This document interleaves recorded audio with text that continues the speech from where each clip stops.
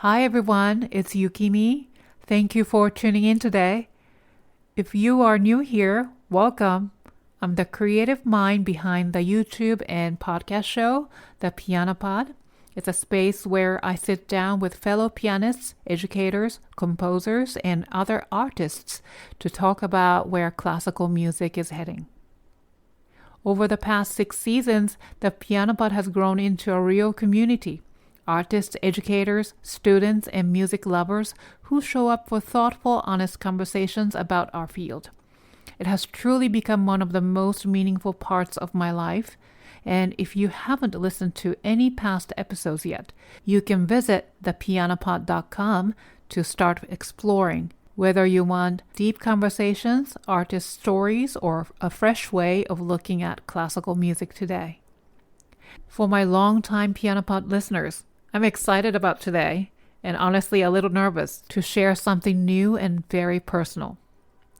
Alongside everything I already do as a pianist, educator, producer, and writer, I'm stepping into something that feels like the most natural next chapter for me.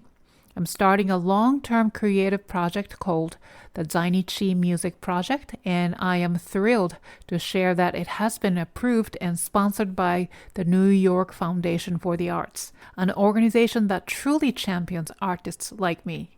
It's a huge step, even though it's just the beginning, and it feels like the exact green light I needed to finally move into a journey I have been circling for decades. This episode also marks the launch of my new Substack podcast, Zainichi Music Project with Yukimi Song. Since this is the very first episode, there is no intro music, no theme, nothing fancy. It's just me speaking to you as a friend. And honestly, that feels right. Starting simple feels true to where this project begins.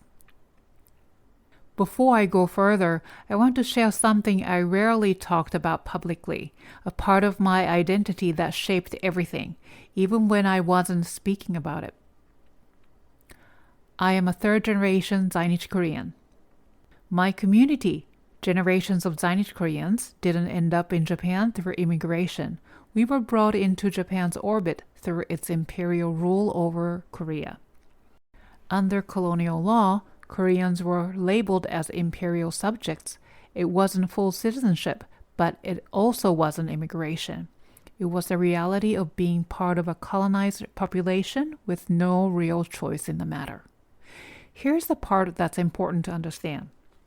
After World War II, everything changed abruptly.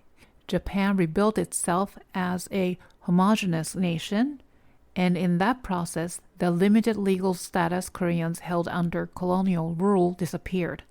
By the time the San Francisco Peace Treaty took effect in the early 1950s, right in the middle of Korean War and the division of the peninsula, Zainichi Koreans were left with no recognized citizenship at all. Overnight, we became effectively stateless. Starting from my parents' generation, we were born and raised in Japan, yet we grew up inside a fragile legal and social framework shaped by forces far beyond our control or understanding. This is what makes the Zainichi story unique. We didn't arrive in Japan by migration or choice, yet we were never fully included in the society we were born into. We weren't treated as immigrants, and we weren't recognized as citizens. Not by Japan and not automatically by either Korean state. We lived in an identity gap created by history. So for generations, Zainichi Koreans have lived entirely in Japan, but always in an in-between space shaped by history, politics, and silence. Present but unseen, living our whole lives there, yet never fully anchored or recognized. That is what makes our story so distinct. This is the heart of why this project matters to me. If you want to hear more about my story, the statelessness, the 2 names all Zainichis were given at birth, all of it, I've written about it in my Substack essay, Behind the Mic, Reclaiming Voice Through Sound. You can find the link in the show notes. So all of that brings me to this moment. The Zainichi Music Project will grow over the next few years as a living archive. I will be researching, commissioning new piano works to Zainichi Korean composers, recording performances, interviewing scholars, descendants, and artists, creating documentary material, and eventually presenting screenings and public lectures. I know, it's a big goal, but I'm excited. Now, my goal is to bring music, history, and lived memory into one space, something honest, human, and grounded. This is a long journey, and today is just the very first step. So, thank you for listening, and thank you for being here as this new chapter begins. If you would like to follow the project, please follow the Zainichi Music Project on Instagram or TikTok, or both.